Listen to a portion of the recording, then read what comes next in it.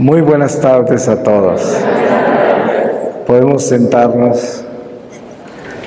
Pues para mí es una bendición y un honor muy grande estar en este templo con ustedes.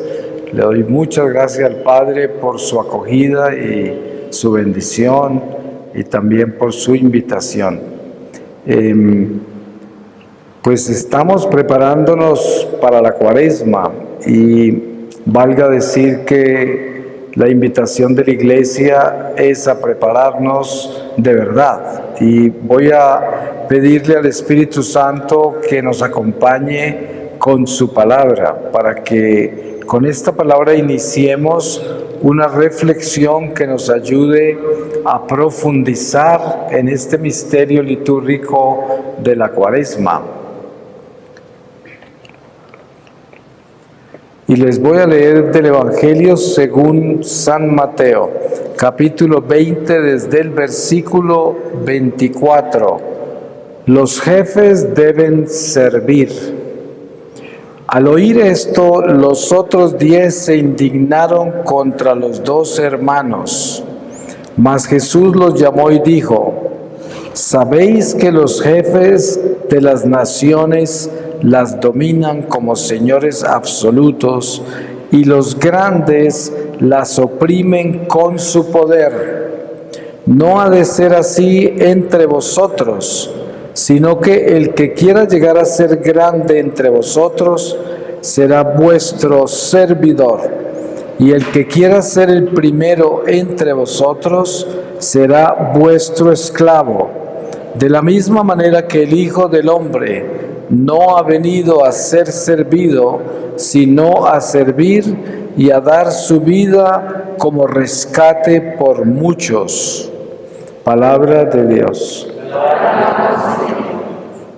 Pues es una gracia de Dios la pedagogía de Jesús tan clara para nosotros que vivimos esta vida temporal y que necesitamos tanta enseñanza para saber cómo caminar con Dios.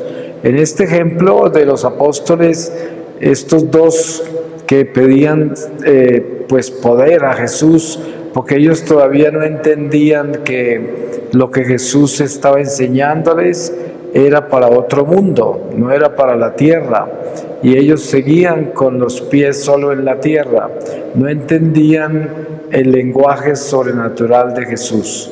Y sabemos que solo cuando recibieron Pentecostés, el día de Pentecostal, ese día de Pentecostés, fue cuando se iluminaron y entendieron el lenguaje del Señor, el lenguaje espiritual. Pero nosotros ya hemos recibido ese espíritu y por eso a nosotros nos corresponde actuar en ese espíritu. El Señor es paciente y compasivo, misericordioso, pero la paciencia del Señor llega hasta el día de nuestra muerte, porque sabemos que en este mundo, mientras estemos en esta carne, estaremos en un estado de gracia, porque es el tiempo que Dios nos da para aprender la lección que necesitamos aprender en esta vida para poder entrar a su reino, y son las promesas de Él. Pero hay que tener en cuenta que ninguno de nosotros sabemos cuánto tiempo tenemos, porque el tiempo no nos pertenece a nosotros. Y es muy sabio aquel que no cree que tiene tiempo para cambiar, sino que se da cuenta que tiene que cambiar ya, y tiene que prepararse ya, para vivir en paz con Dios y en obediencia a Dios. Esa es la sabiduría de Dios cuando verdaderamente embarga el corazón humano. Cuando usted puede decir: ya entendí qué quiere Dios de mí y por qué me llamó a esta iglesia, por qué me bautizó, por qué soy católico, por qué soy quien soy hoy. Ya entendí. Y lo único que hay para entender es que nosotros debemos prepararnos para entrar al santuario del Señor. Ustedes han leído muchos pasajes del Evangelio donde se habla de la preparación exigente que hay para entrar a ese santuario. Ustedes se acuerdan de ese pasaje donde llegan los invitados y uno de ellos tiene la ropa sucia y ya saben qué pasa, lo ordenan salir. Y el Señor muy estrictamente habla de convertirnos en personas santas y perfectas como su Padre que es santo y perfecto. Cuando uno escucha esas palabras desde el oído meramente humano, uno dice, ¿cómo puede ser eso posible? Si yo soy un miserable pecador, una persona imperfecta, ¿cómo puedo lograr yo la perfección? Pero precisamente la enseñanza de Jesús sobre este aspecto tan difícil de comprender humanamente es que no lo lograremos solos. Y por eso vino Él a complementarnos a nosotros en lo que nos falta. Y sabemos que lo que nos falta a nosotros es nada menos que la vida eterna que perdimos en el paraíso por culpa del pecado original. Eso es lo que no tenemos. Y por eso caminamos cada uno de nosotros con una lápida a la espalda que lleva nuestro nombre, con la muerte. Y todos estamos sentenciados a muerte. Pero si entendemos quién es Jesús, entonces descubriremos que Él pagó por esa muerte y nos prometió la vida. Si entendemos eso bien, vivimos con esperanza, porque a pesar de nosotros conocer estas verdades, uno se pregunta, pero si conocemos estas verdades y las creemos, ¿por qué razón andamos por ahí tristes o confundidos o angustiados o con miedo? Y la muerte es como un espanto que está ahí asustándonos porque es como una sombra que nos persigue. Entonces, ¿qué sucede con la fe? ¿Cuánto creemos en Dios? ¿Cuánto hemos entendido las promesas de Jesús? Y eso precisamente es lo que la Iglesia insiste en la Cuaresma. Quiere que nosotros entendamos el misterio de nuestra fe, que nos adentremos en él y que nos preguntemos con sinceridad, ¿verdaderamente creo yo en todas estas verdades que me revela el Evangelio? ¿Verdaderamente en mi corazón está todo esto claro y yo vivo de acuerdo a esto? ¿O simplemente todo lo que yo he aprendido en la iglesia se queda como en una historia? Y esa historia me refresca cada vez que vivo una estación litúrgica, en cada Cuaresma, cada Adviento, el tiempo ordinario. Entonces me acuerdo y me acuerdo y me acuerdo, pero no me ha cambiado, no me ha convertido en el cristiano que Dios quiere que sea, el cristiano alegre, con paz y esperanza, sin importar los sufrimientos de esta vida, sin importar las vicisitudes y pruebas que nos esperan a nosotros en este mundo. Nadie, cuando comprendemos el misterio de Jesucristo, nadie nos puede robar el gozo que recibimos de Él. Nadie nos puede separar de su amor. Y eso debe ser para nosotros una guía. Si yo no tengo paz y gozo en mi corazón, algo está mal. Porque usted dirá, ¿cómo puedo tener paz y gozo si se me murió si perdí aquello, si en la vida me ha ido tan mal, si esto? Y tiene una lista de razones por las cuales debe estar amargado, por las cuales debe estar resentido, por las cuales no debe tener esperanza, por las cuales ha perdido el gozo. Pero todas esas razones son equivocadas para el cristiano. Porque el verdadero cristiano no tiene ninguna razón para no vivir con gozo, paz y esperanza, sin importar las circunstancias de la vida. Precisamente el apóstol de Dios está hecho de eso. Y nosotros todos hemos sido escogidos como apóstoles de Dios, cada uno de nosotros. Ustedes saben que la iglesia nos enseña a nosotros que somos sacerdotes, profetas y reyes por el bautismo. Y esto no es simplemente una expresión religiosa, esto es una jerarquía que Dios nos concede en el momento que nos bautizan. Y vivimos de acuerdo a esa jerarquía. Pertenecemos a un ejército. Y por eso somos reyes, porque estamos en el reino de Dios. Pertenecemos a los dones del Espíritu Santo y por eso somos profetas. En el Antiguo Testamento, antes de Cristo, solo tenían un profeta cada 100 años con su aprendiz. Habían casos especiales en que en un lugar se encontraban varios profetas, pero eso era muy escaso. Pero hoy, con la nueva creación en Jesucristo, cada uno de nosotros que es bautizado con el Espíritu de Dios es un profeta, es un rey, y también nosotros entendemos que somos apóstoles de Dios para llevar esa palabra, esas buenas nuevas del Evangelio por todos los lugares donde Dios nos lleva. Y esto debe estar claro, pero lo más importante de la preparación para la Cuaresma es entender que lo único y lo más importante que la Cuaresma busca es que nosotros entendamos que de la única manera que vamos a caminar rectos con Dios es si entendemos que debemos buscar la santidad, que debemos buscar ser buenos. Ustedes saben que para ser bueno hay que ser valiente. Uno tiene que ser muy valiente para perdonar.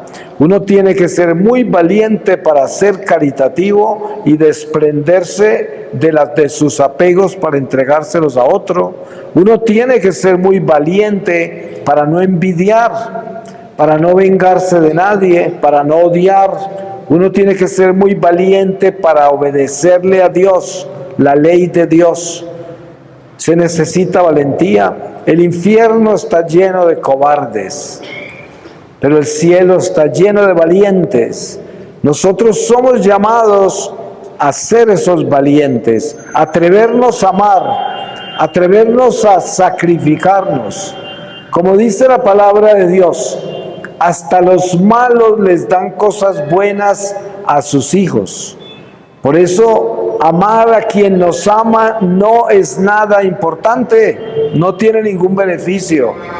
Perdonar al que nos perdona tampoco, y ayudar al que nos ayuda tampoco. El amor al prójimo está hecho de un espíritu de servicio que no discrimina personas y que ayuda a cualquiera, incluso a los que no nos quieren. Y también nos preocupa la salvación de la gente que no nos quiere, de nuestros enemigos. Eso ya es crecer en el Espíritu, eso ya es crecer en el amor de Dios.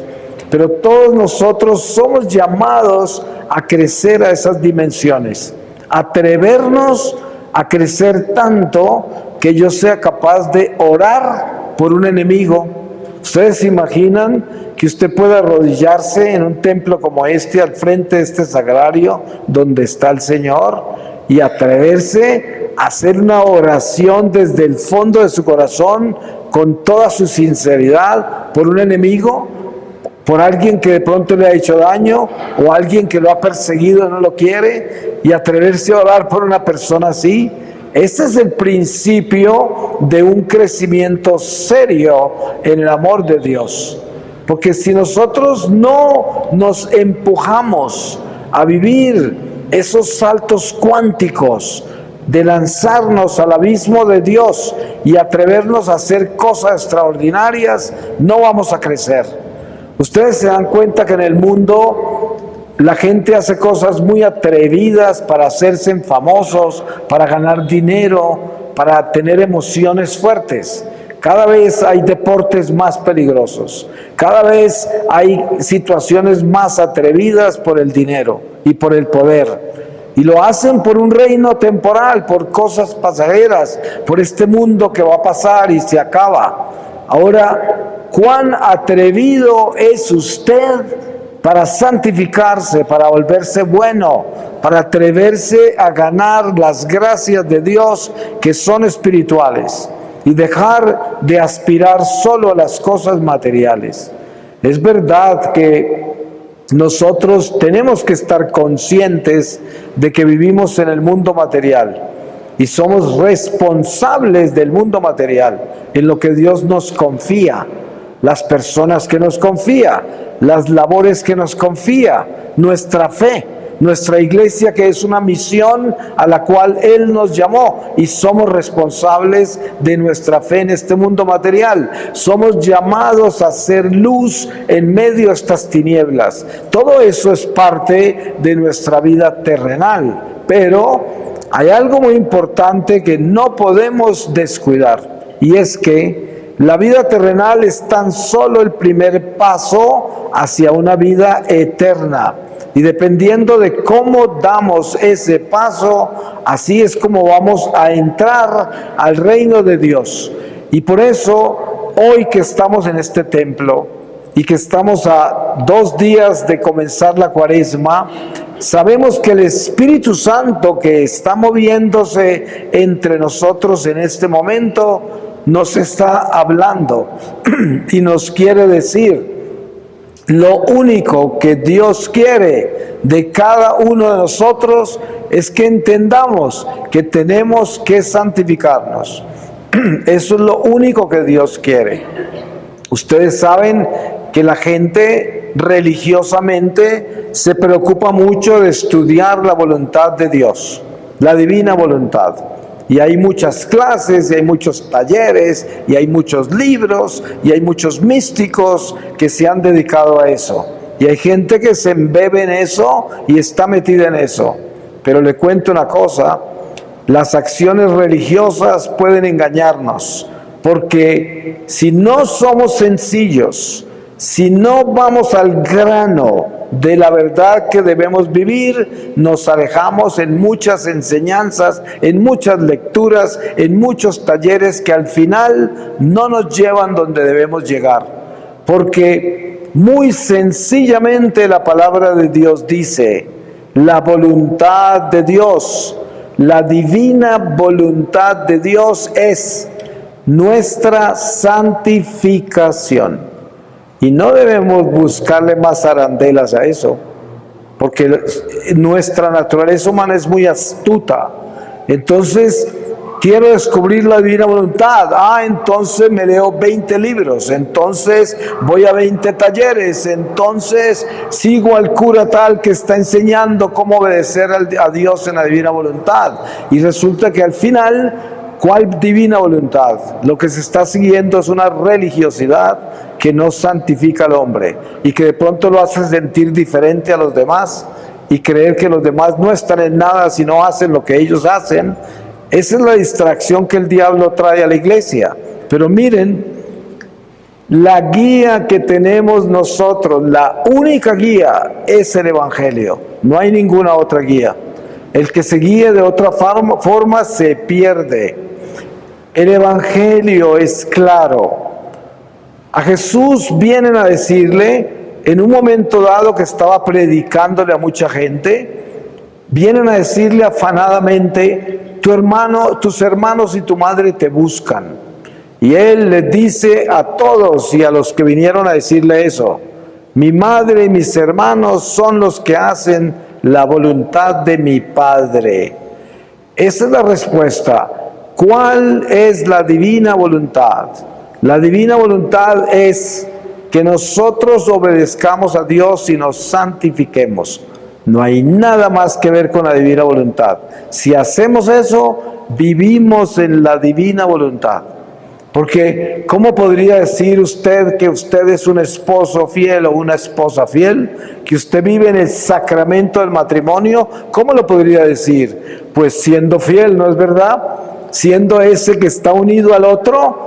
incondicionalmente en las buenas y en las malas, en la enfermedad y en la salud, en la prosperidad y la escasez. Y ese sacramento es incondicional, el amor que une ese sacramento. ¿Acaso creen ustedes que es muy diferente la unión con Dios? Así es. Precisamente el sacramento del matrimonio viene de la relación del alma con Dios. De ahí viene, porque el matrimonio se llama sacramento porque es sagrado, porque viene de Dios. Él fue el que unió hombre con mujer. Él fue el que creó ese sacramento. ¿Por qué? Porque es la unión de Él con el alma. Precisamente el sacramento del matrimonio es la orden sacerdotal o religiosa que equivale a un matrimonio con Jesús, es el camino de purificación para que podamos entrar al banquete del Cordero y casarnos con Jesús al final de esta vida. Entonces, el matrimonio terrenal sacramental es una escuela del amor de Dios, donde aprendemos a perdonar, a tener paciencia, tolerancia, compasión, caridad. Y aprendiendo esa lección, ya nos podemos casar con el Cordero Divino al final de esta vida. Y eso pasa con la amistad, cuando la amistad es real y es en Dios. Es como un matrimonio, porque nosotros nos respetamos los unos a los otros como hijos de Dios. Y nosotros nos ayudamos incondicionalmente como hijos de Dios. Y nosotros intercedemos por toda la gente que pasa por nuestro lado, que no conocemos, pero sentimos en el corazón que queremos que también se salven. Y este es el momento en que empezamos a cambiar hacia el amor de Dios, cuando no solamente aquellos que nos duelen son los que nos preocupan, también nos preocupan los que no nos duelen, aquellos que no conocemos. Y por eso el ángel en Fátima, cuando le enseña a los pastorcitos a orar, dentro de las oraciones que él les enseñó, había una que decía: que lleves a todas las almas al cielo. Así le pedía por toda la humanidad entera, no solamente por los católicos, no solamente por los buenos, no solamente por los que tenían que ver con Portugal, no, todas las almas al cielo. Y esto nos debe enseñar a nosotros cuál es la divina voluntad en nuestra vida, para que al entrar al misterio de la Cuaresma podamos entender qué estamos haciendo ahí, qué significa la Cuaresma, porque es importante entenderlo. Sabemos una cosa segura, y es: ni siquiera tenemos por seguro que vamos a llegar a la Cuaresma. Cualquiera de nosotros puede morir esta tarde, esta noche, mañana, y no llegar a la Cuaresma. Por eso, si llegamos a la Cuaresma, es un don maravilloso que Dios nos da, una oportunidad más para que nosotros entremos en la mística de nuestra fe, para que nuestra fe no sea una mera religión, para que no sea una mera tradición, para que no sea una simple cultura religiosa, sino que sea una misión espiritual, una experiencia real con Cristo, una experiencia real con la Iglesia, una experiencia real con la familia, con la humanidad, porque entonces ya entiendo yo lo importante que es reconocer a cada ser humano como una criatura de Dios. Y en ese momento nace la verdadera misión en mi corazón. Necesitamos urgentemente, como católicos, despertarnos a estas verdades en el corazón, porque vivimos en un mundo perverso, depravado, donde se pierden miles de almas todos los días. En este momento hay miles de almas entrando a los infiernos, ¿se pueden imaginar? Y muchas de esas almas nosotros podemos salvarlas. Obviamente que primero tenemos que asegurarnos de salvar nuestra alma convirtiendo el corazón de verdad. Pero una vez que tenemos eso claro, Podemos todos los días, todo el tiempo, estar unidos a Cristo en esa cruz, salvando almas hasta el día que Él nos llame. Ese es nuestro llamado. Si lo entendemos así, ya entramos en la verdad. Su ángel guardián va a estar bailando de alegría, porque ¿saben qué? Lo único que el ángel guardián quiere que usted entienda es que usted de verdad quiere entrar al cielo. Porque yo le pregunto a muchos católicos por todo el mundo donde yo viajo, perdón, le voy a hacer una pregunta muy personal. ¿Alguna vez usted se ha soñado con entrar al cielo? ¿Quiere entrar al cielo? ¿Desea llegar al cielo? ¿Es ese su mayor deseo? ¿Es eso lo que más quiere? ¿Lo que más desea en su vida es el cielo? Y se sorprenderá que muchos católicos nunca han sentido esa necesidad, nunca lo han tenido en su corazón, nunca lo han pedido, nunca lo han pensado. ¿Se puede imaginar para dónde cree que se van cuando se mueren entonces? Si no está deseando llegar a casa, ¿a dónde desea llegar? ¿Dónde tiene sus prioridades? No, pues la mayoría están ocupados de sus deseos terrenales, de sus metas terrenales, de sus preocupaciones terrenales, nada que ver con el cielo. ¡Qué error tan grande! ¿Cómo creen ustedes que su ángel se siente? Muy mal, porque cada día que pasa, sin que tenga uno el sentido eterno de la vida en el corazón, es un día desperdiciado, totalmente desperdiciado. Nosotros debemos tener los ojos puestos en Jesús, de allá en ese horizonte de la vida eterna, allá, desde ahora, y tenerlo en serio. Precisamente la Cuaresma es una oportunidad para ayuno, penitencia, mortificación. Todo es sacrificios. La Cuaresma son 40 días. Es mucho lo que podemos hacer para fortalecernos espiritualmente. Hay gente que dice, ay, yo estoy tan mal porque no oro ya lo suficiente, porque no siento las ganas de ir a misa, porque esto y lo otro. Y yo digo, ¿saben qué? Dejen de complacer esa carne y verán cómo se le fortalece su espíritu. Ayune, haga sacrificios, deje de darle a esa carne lo que quiere. Usted entre a ponerle riendas a esta naturaleza rebelde y verá cómo se le fortalece el alma y va a orar otra vez y va a necesitar a Dios y va a querer irse hacia el espíritu. Necesitamos disciplina, porque la comodidad que buscamos siempre, huirle a cualquier dolor. Ustedes saben que vivimos en un mundo de comodidad, en un mundo que evita la cruz, que evita el dolor. Usted va a una farmacia y ¿cuál es la pastilla más común y más numerosa? Las pastillas para el dolor. Ni siquiera necesita prescripción médica para comprarlas. Son cientos de ellas. Y la gente le duele una uña, corren a comprar una pastilla. Nadie quiere dolor, dolor de nada, hasta las pestañas les duelen, ¿no? Porque es el mundo donde no queremos dolor, no queremos sufrimiento. Si hay alguna persona en nuestra vida que nos hace sufrir, todo, hay que salir de ese. Me hace sufrir. Todo lo que es dolor, todo lo que es dificultad, lo alejamos, no lo queremos. Pues ¿sabe cómo se llama eso? Eso se llama vivir afuera de la cruz. Yo no digo de que uno no debe utilizar la medicina que Dios nos da.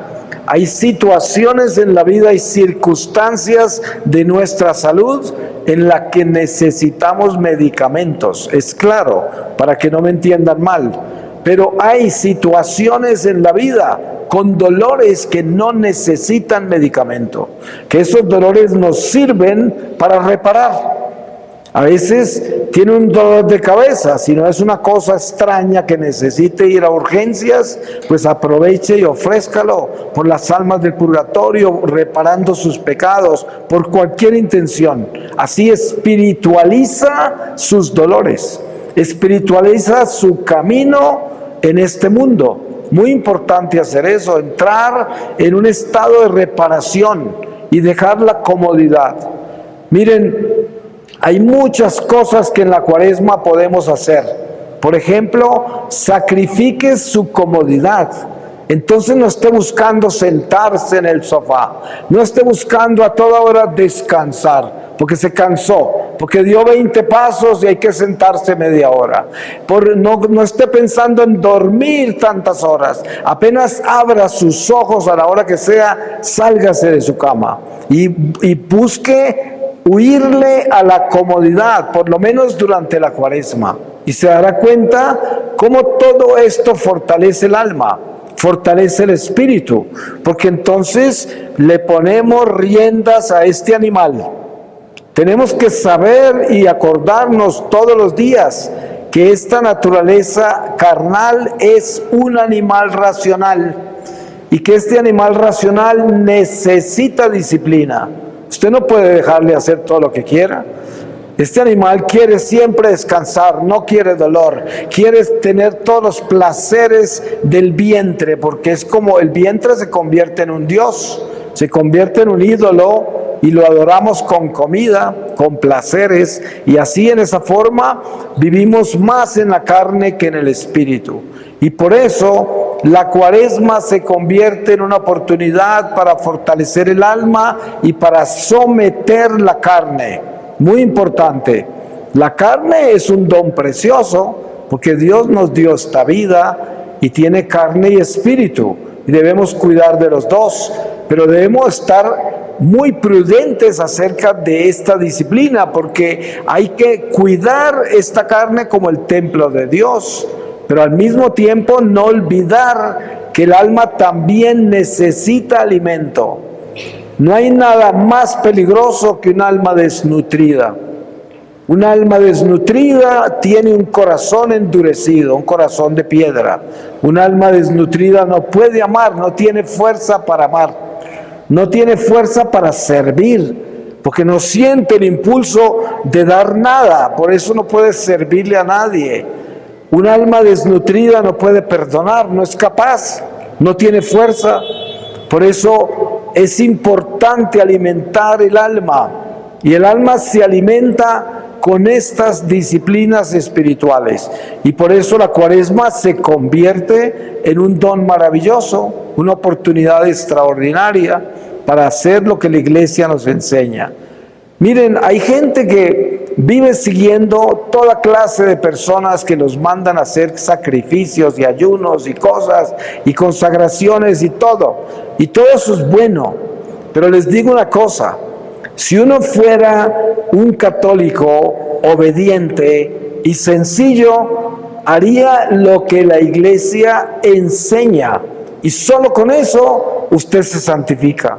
Miren, los 40 días de Cuaresma es lo que la Iglesia pide para que nos sacrifiquemos, para hacer penitencia, para confesarnos mejor, para pensar más en Dios, para leer libros espirituales, para no estar conectado al mundo, en las noticias, en todas las bullas que hay allá afuera. Dedicar esos 40 días como un retiro personal con Dios, estar en adoración al Santísimo, venir a la iglesia, pasar tiempo solo con el Señor y evitar la lengua, que esta lengua no esté a toda hora en actividad por ahí en ninguna parte, que esté en el silencio. Haga eso en la Cuaresma, después viva su vida normal en el tiempo ordinario y entre otra vez en disciplina en el Adviento, otros 40 días. Y le aseguro que si usted vive las tradiciones y disciplinas litúrgicas de la Iglesia, usted llegará derechito al cielo si lo hace todo bien. Porque la Iglesia nuestra está perfectamente diseñada por el mismo Dios, por el mismo Espíritu Santo. Estas no son ideas de hombres. El Señor es la cabeza de la Iglesia, Jesús. Y toda la doctrina de la Iglesia es inspirada por el Espíritu Santo. Así de que usted no necesita seguir cuánta gente está por ahí enseñándole a ayunar, a esto, a lo otro, a consagrarse a 50 veces en el año, a 50 santos. No, Todo eso es bueno, pero es que no se trata de bombardearnos con religión. Se trata de vivir en obediencia a la perfección de la liturgia de la iglesia. La iglesia es absolutamente perfecta en su liturgia y nos lleva derechito al cielo, se los aseguro, al cielo. Si usted camina exactamente como la iglesia camina, si usted lee las lecturas diarias de la iglesia, usted se convierte en un biblista, se aprende la Biblia. En los 3 años de los ciclos de las lecturas de la iglesia, se recorre toda la Biblia, la enseñanza más perfecta de las Escrituras. Nadie nos puede enseñar la Biblia mejor que la iglesia, nadie.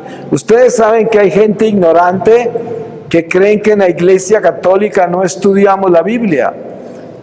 ¿Puede ser una persona más ignorante que eso? Si usted sigue las lecturas diarias de la palabra, se dará cuenta que la iglesia es la madre de enseñanzas de la Biblia más perfecta.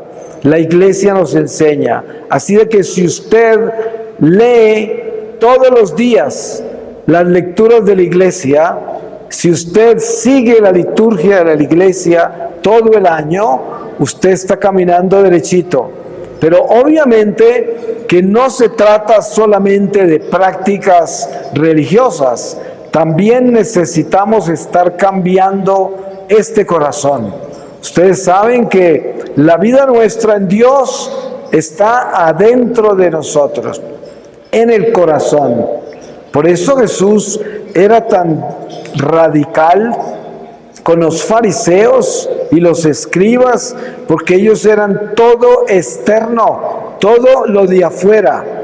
Y por eso juzgaban tanto a los discípulos del Señor y apóstoles por las formas en que ellos se comportaban con las cosas externas.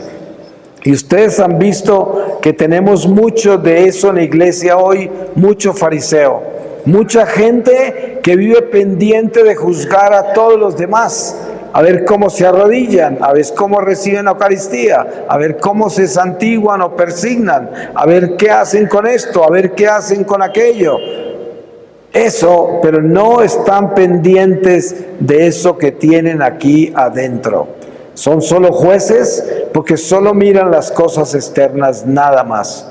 Y esto es un peligro espantoso, porque precisamente el crecimiento espiritual a que nos llama la iglesia y razón por la cual la liturgia es tan perfecta, es porque el Señor no quiere que nosotros seamos esas personas externas, sino que nos adentremos en Él, en el Espíritu de Dios, hacia el corazón, hacia el silencio y la contemplación, hacia reconocer a Dios como el Señor, darle el señorío a Jesús en todo en nuestra vida. Es muy importante eso, darle el señorío a Jesús en todo 24 horas al día. Siempre acordarse de Dios, donde quiera que usted esté. Yo pongo un ejemplo que es clásico, y es: un esposo fiel no tiene que hacer ningún esfuerzo para ser fiel. Es fiel, ni siquiera sabe que es fiel, de lo fiel que es. Al mismo tiempo, ese esposo, donde quiera que esté, en su corazón tiene a su esposa y a su familia, siempre, donde esté. Esa es la integridad del amor. Pues esa debe ser nuestra relación con Dios. Donde quiera que estemos, Dios debe estar en nuestro corazón. En todo lo que hagamos, Dios debe estar en nuestro corazón. Eso es darle el señorío a Dios. Y si hacemos eso, nuestra vida está en Dios. Y es lo más grande que podemos lograr. Porque si usted pasa parte del día preocupado por esto, por aquello, por el uno, por el otro, por sus sueños, por sus deseos, por todo esto, y de pronto por allá una oración a Dios, y de pronto va a la iglesia, eso no es vivir en Dios, eso es vivir en sí mismo, en su amor propio. Por eso para poder integrarnos en la verdad de Jesucristo, tenemos que asegurarnos de que el Señor sea el primero y que vivamos en Él. Y por eso la palabra dice, busca primero las cosas de Dios y todo lo demás vendrá por añadidura. Si tenemos a Dios primero en el corazón, y es nuestra más grande preocupación de asegurarnos que Dios esté en mi corazón y sea el primero, entonces Él se encargará de lo demás, porque usted lo puso de primero, porque el Señor es justo, misericordioso, es fiel y está siempre presente, siempre, y es puntual, muy puntual. Pero nosotros debemos unirnos a Él para que esa unión con Él nos santifique. Así de que pidámosle al Señor que en esta Cuaresma podamos recibir este don maravilloso del Espíritu Santo para que podamos entrar seriamente en un camino de santificación. Eso es lo que debemos pedir. No hay nada más importante para pedir que el Señor nos dé la gracia de desear el cielo. Y ustedes saben que al cielo solo entran los santos. Entonces, con desear el cielo ya estamos deseando santificarnos. Hay que empezar por la derecha, ¿no? Para que caminemos derecho. Así de que pidámosle al Señor esa gracia para esta Cuaresma.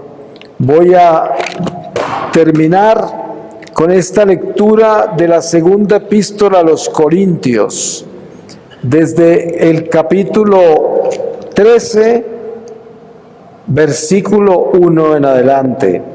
Por tercera vez voy a vosotros, por la palabra de 2 o 3 testigos se zanjará todo asunto.